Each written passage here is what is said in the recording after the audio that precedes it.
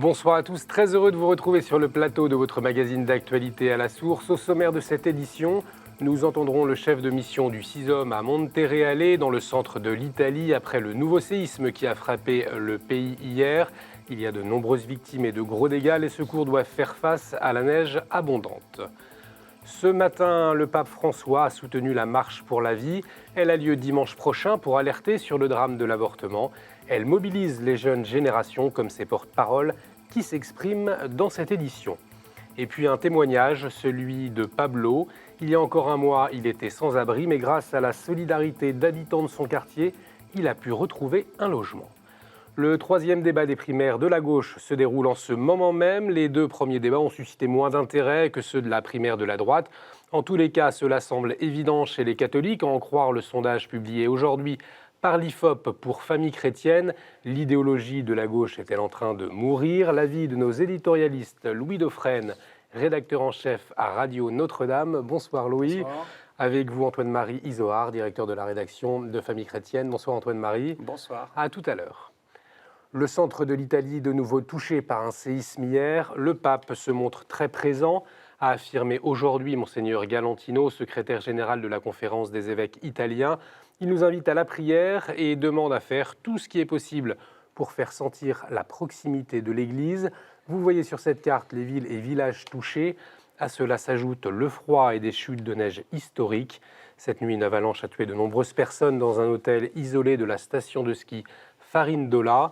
À Amatrice, le dernier clocher, comme vous le voyez sur ces images, a été détruit après les séismes d'août et d'octobre. C'est un véritable traumatisme pour les habitants du centre du pays. Les conditions météorologiques rendent l'intervention des secours très difficile. Nous avons joint Alberto Clarissi, chef de mission CISOM à Montereale.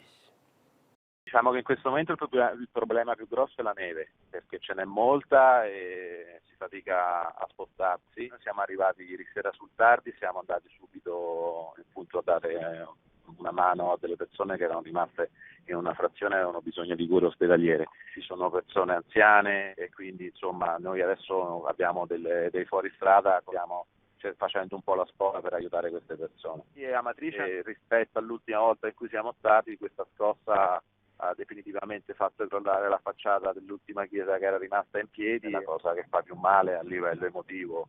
E con questa ultima scossa anche quel poco che c'era rimasto è andato definitivamente perso. Le pape François soutient la marche pour la vie de dimanche prochain à Paris. Dans un courrier publié ce matin et signé par le nonce apostolique en France, Monseigneur Luigi Ventura, le Saint-Père fait part de sa proximité spirituelle avec ce mouvement. Il rappelle que l'Église ne doit avoir de cesse d'être l'avocate de la vie. La marche pour la vie veut interpeller les citoyens et les politiques sur le drame de l'avortement. Pour cela, une manifestation partira dimanche de la place d'Enfer-Rochereau dans la capitale. Depuis plusieurs jours, une campagne de mobilisation a été lancée avec un slogan « IVG, tous concernés ». Les jeunes générations se mobilisent à l'image des porte-paroles de la manifestation, Émile Duport et Nicolas Sevilla. Dans les acteurs historiques de la marche pour la vie, il y avait la Fondation Le Jeune, il y avait des associations comme Choisir la vie, comme beaucoup d'autres encore. Et cette année, le changement, c'est qu'une jeune génération a cherché à rejoindre le mouvement. Comme tout le monde considère et accepte et est d'accord pour dire que l'avortement est un drame, si l'avortement est un drame, ça veut dire qu'aujourd'hui la France vit 220 000 drames par an, 220 000 drames par an dans les familles. C'est beaucoup trop et nous voulons chercher et trouver des solutions plutôt pour convaincre les femmes de garder leurs enfants, plutôt qu'à un moment de leur vie d'avoir recours à l'avortement. La loi de Simone Veil, c'était une loi de santé publique, c'était une loi pour protéger les femmes qui avortaient, qui devaient avorter illégalement et en mettant en danger leur santé. Maintenant, c'est vrai qu'on est passé dans un prisme totalement nouveau, c'est devenu un droit fondamental. On a supprimé la notion de détresse du texte de loi, donc ça veut dire que c'est pas forcément lié à des situations exceptionnelles, mais que c'est un droit fondamental qui finalement peut être exercé par toute femme enceinte. Donc, il y a une crispation autour de ce sujet qui n'est pas très saine et qui finalement construit un terrain propice à la violence, à un affrontement des hommes et des femmes. Enfin voilà, je ne pense pas qu'on va établir une paix sociale si on n'arrive pas à aborder de manière sereine ce sujet-là. Or aujourd'hui, force est de constater qu'on ne peut pas le faire. Donc cette marche pour la vie, c'est l'occasion pour nous de dire, voilà, c'est un vrai sujet de société, faisons de la réduction du nombre d'IVG une vraie cause nationale. J'ajoute que la proposition de loi relative à l'extension du délit d'entrave à l'IVG reviendra à l'Assemblée nationale le 26 janvier. En France, le grand froid s'est installé dans tout le pays. Les associations sont davantage mobilisées pour les sans-abri. Les citoyens aussi, on vous en a parlé mardi. Cette nouvelle application Entourage, elle permet à chacun d'entre nous de faire un geste pour aider un sans-abri de notre quartier. Cette solidarité citoyenne, elle fonctionne. Par exemple, avec Pablo, il y a 3 semaines, il était encore à la rue, mais des gens de son quartier se sont mobilisés pour l'aider. Aujourd'hui, il a retrouvé un logement. Notre journaliste Gabriel Massé a recueilli son témoignage. Pablo aime rappeler que c'est toute l'année que les sans-abri ont besoin de soutien. Je ne dis pas que je me suis sorti encore, parce que ça fait 3 semaines que je suis la chambre. J'espère que ça va continuer trop longtemps. Mais je ne me sens pas sortir encore de la rue. Je dormo au sol, c'est sûr, mais pour combien de temps, je ne sais pas. Des gens qui boivent dans la rue, ils pourraient leur dire, vous n'allez pas où dormir, venez, je en garage, vous pouvez dormir 3 ou 4 à l'intérieur. Ça c'est quand même une chose que c'est très bon. Très bon, très bon. Autant en été comme en hiver, parce que c'est pareil. Même quand on dit il fait chaud, il n'y a pas de risque d'agression. Mais oui, toute l'année, il y a des risques. Toute l'année. Parce que l'été, les gens, ils ne trouvaient pas à boire n'importe où. Des fois, il n'y a pas de fontaine à Paris pour boire, des endroits. Bon, si se couche dans la pelouse elle est humide, ils peuvent choper une maladie. Alors, et comme ça, il y en a beaucoup, beaucoup. Parce qu'on dit il y a plus de morts l'hiver que l'été. Mais non, ce n'est pas vrai. C'est le contraire, il y a plus de morts en été qu'en hiver. Dimanche prochain, le 22 janvier, sera marqué par les 10 ans de la mort de l'abbé Pierre. La solidarité sociale, précisément lors des vagues de froid, c'est notamment à lui qu'on la doit. Souvenez-vous, l'hiver 54 fut l'un des plus froids de l'histoire en France. Des personnes sans abri meurent dans l'indifférence générale. L'abbé Pierre va alors lancer un appel sur Radio Luxembourg. Il est entendu par les pouvoirs publics et les Français. Les dons abondent. Pour organiser la collecte et la redistribution, l'association Emmaüs est créée. Pour les 10 ans de la mort de l'abbé Pierre, Emmaüs organise partout en France des événements. On écoute son président, Thierry Kuhn.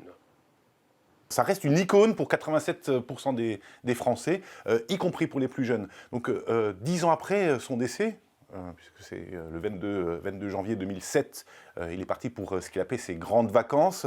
C'était important déjà de commémorer l'image de l'abbé Pierre, son action, l'actualité de ce mouvement, et de montrer en quoi aujourd'hui les combats de l'abbé Pierre sont d'une incroyable actualité et je dirais d'une incroyable nécessité au vu de la situation de notre société. Je crois que le message de l'abbé Pierre, c'est quel que soit l'endroit où on est, quelle que soit la mission qu'on s'est donnée également dans la société, quel que soit le travail qu'on fait, je crois qu'on peut s'engager et on peut aider à aider les autres, aider à construire une société meilleure. On a souhaité donc inspirer les politiques et redonner espoir à nos concitoyens sur les solutions qui existent aujourd'hui, redonner une perspective, montrer un projet de société à partir de nos combats de terrain. À partir des combats de l'abbé Pierre, de l'ensemble des héritiers de l'abbé Pierre, de l'ensemble de ceux qui luttent au quotidien pour plus de justice sociale, on va essayer de montrer à partir des problématiques de logement, à partir des problématiques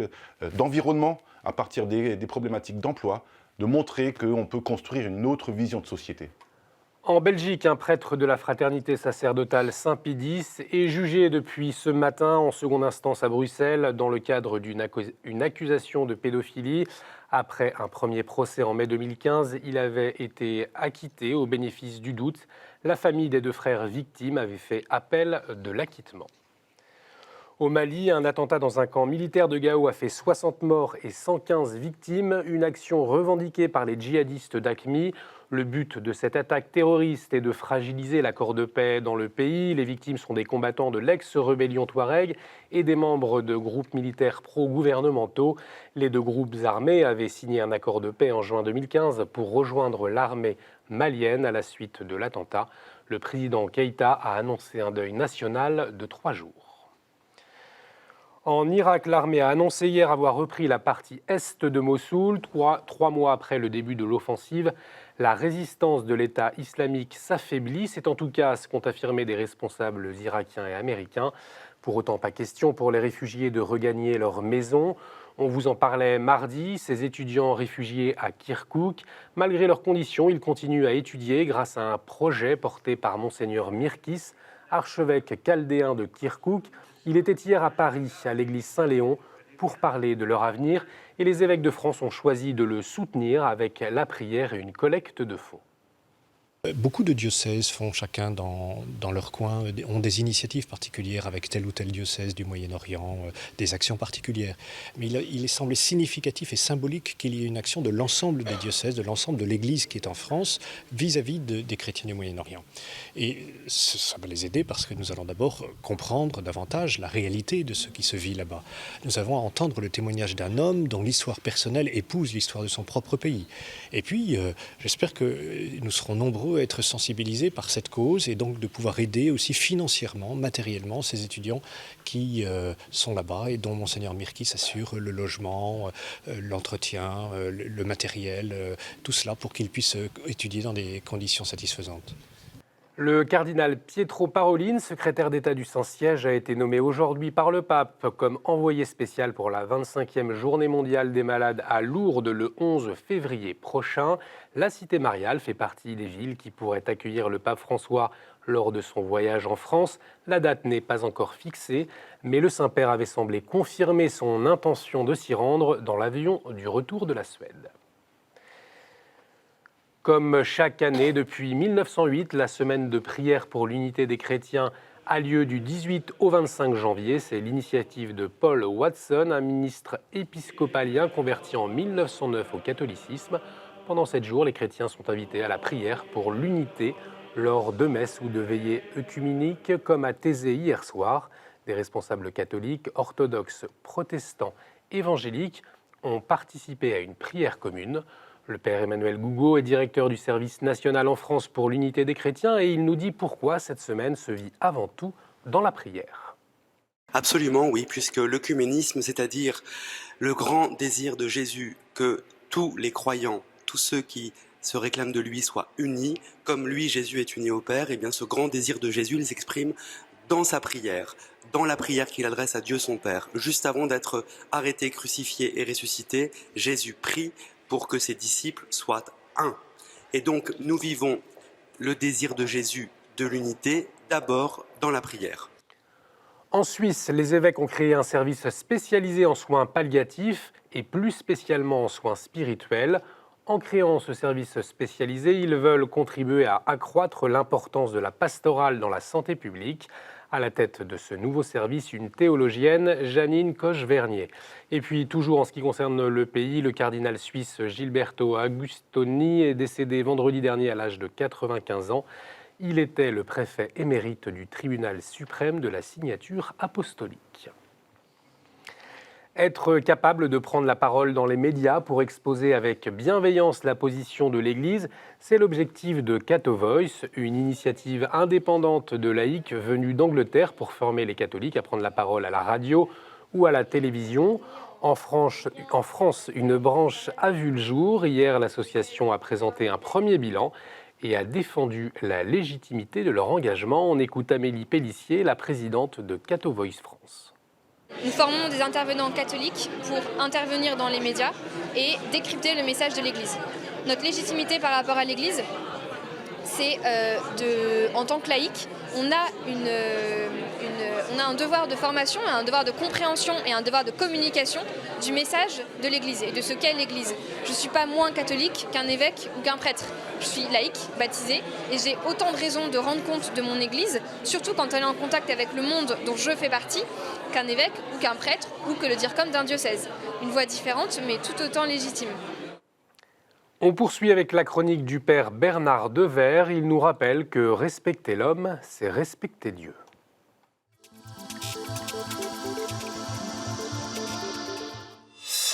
Chers amis, bonjour.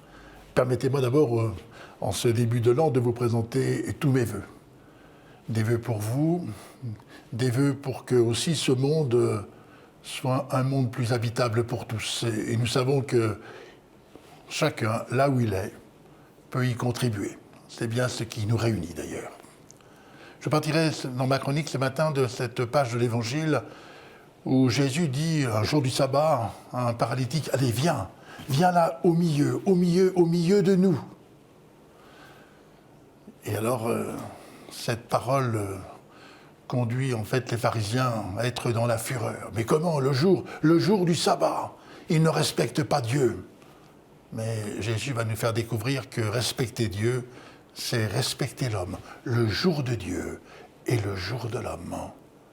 Alors c'est cette histoire, je l'ai évoqué avec vous déjà, de ces familles roms qui avaient vécu longtemps dans des bidonvilles.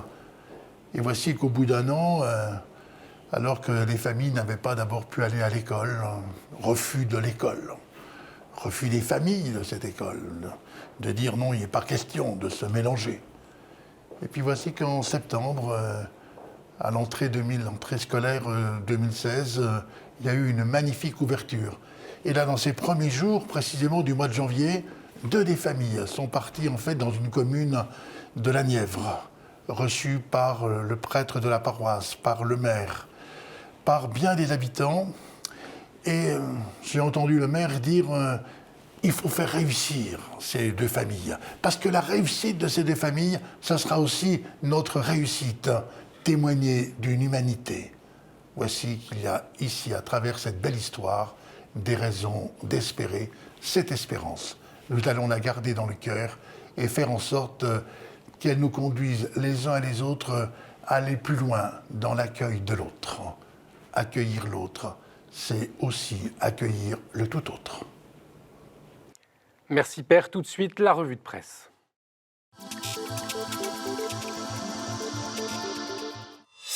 Et cette semaine, Famille Chrétienne propose un dossier éducation avec une question. Antoine-Marie, est-on condamné à reproduire l'éducation reçue? Alors oui, effectivement, c'est une question qu'on s'est posée. Vous savez que les parents transmettent évidemment les vertus et les valeurs essentielles à leurs enfants, c'est important, mais aussi leurs petits travers, leurs angoisses. On s'est demandé si on était victime de l'éducation qu'on avait reçue. Merci Antoine-Marie. Pèlerin propose un reportage à Istanbul. La capitale turque a été meurtrie par les attentats terroristes, minée par le conflit avec les Kurdes et écrasée sous le joug du pouvoir autoritaire.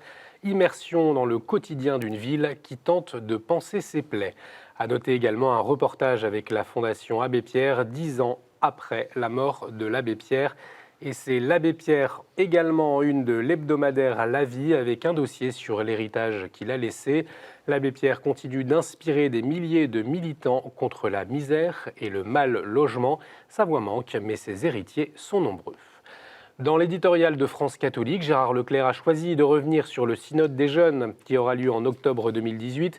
Pour lui, il faut reconnaître sans tabou la diversité de la jeunesse de notre siècle. Alors, nous serons en mesure de réfléchir aux propositions de foi rendues urgentes par la perte de la mémoire chrétienne en France et en Europe. À noter également un dossier sur le charisme de Saint-Vincent de Paul qui fait la une de l'hebdomadaire cette semaine. Trump a un grand flou. L'hebdomadaire protestant Réforme s'inquiète de son arrivée au pouvoir aux États-Unis et oppose le charisme de Barack Obama au coup de colère de Donald Trump. Et puis un dossier sur le mouvement des églises émergentes en Europe. Depuis les années 2000, il génère beaucoup d'intérêt, comme ces jeunes Suisses qui se réunissent dans une discothèque de Lausanne pour louer Dieu dans une ambiance rock'n'roll. Voilà pour votre revue de presse. Tout de suite, notre dossier.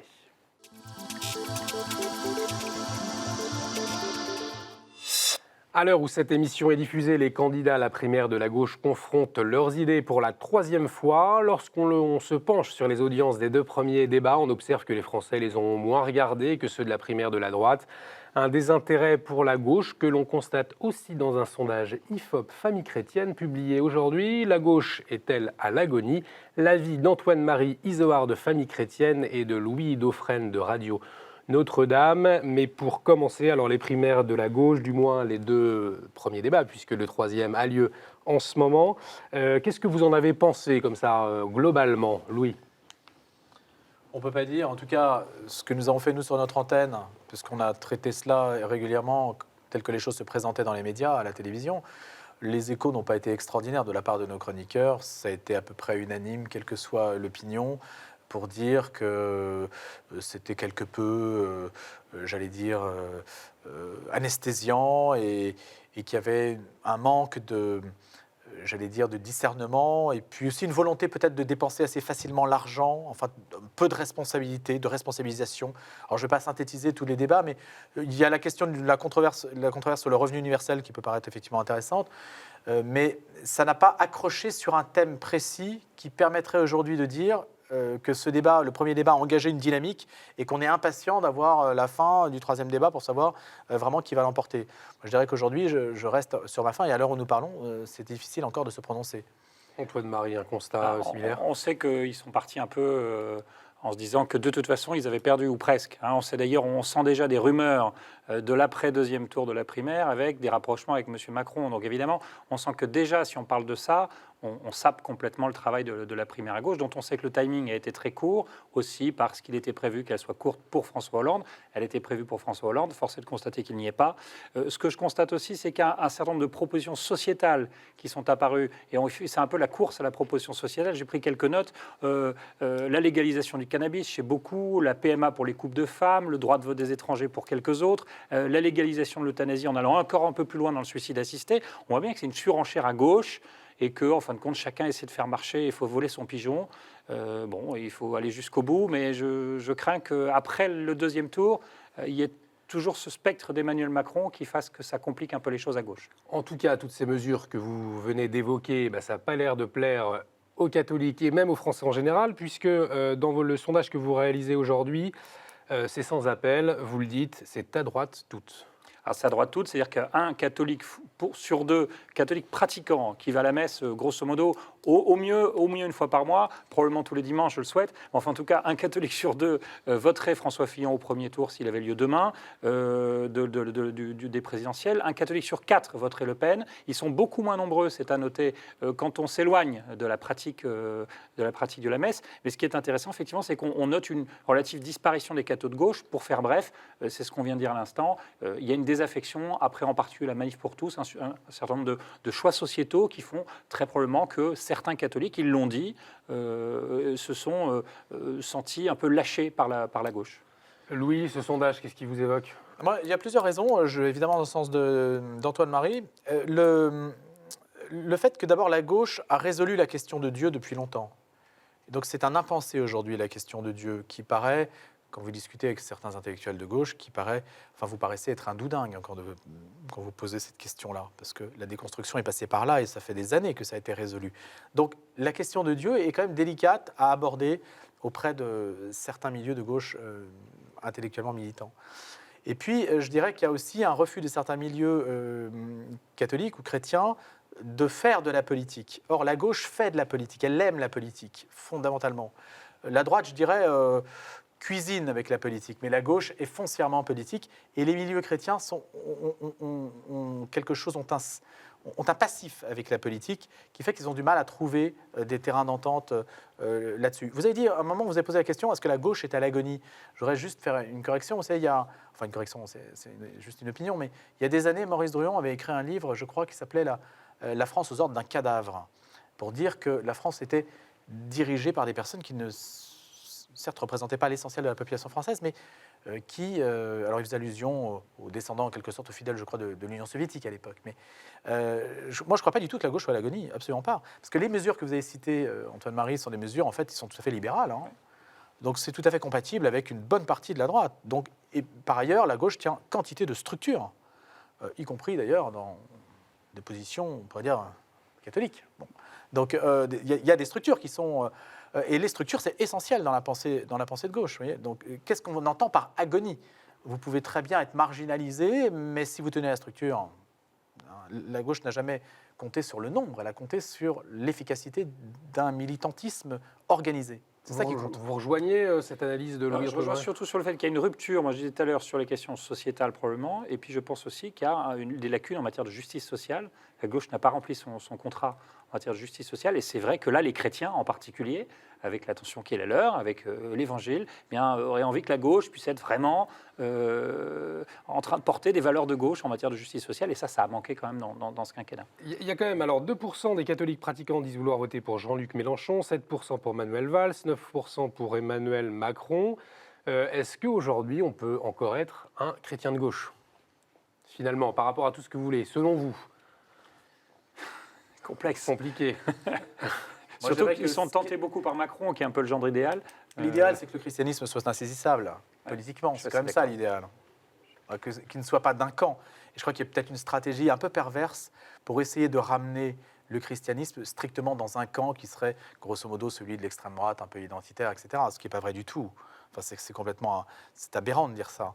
Mais il y a cette volonté-là de se dire qu'en fait, on ne parle jamais innocemment au nom de Dieu. Il y a toujours, on instrumentalise Dieu.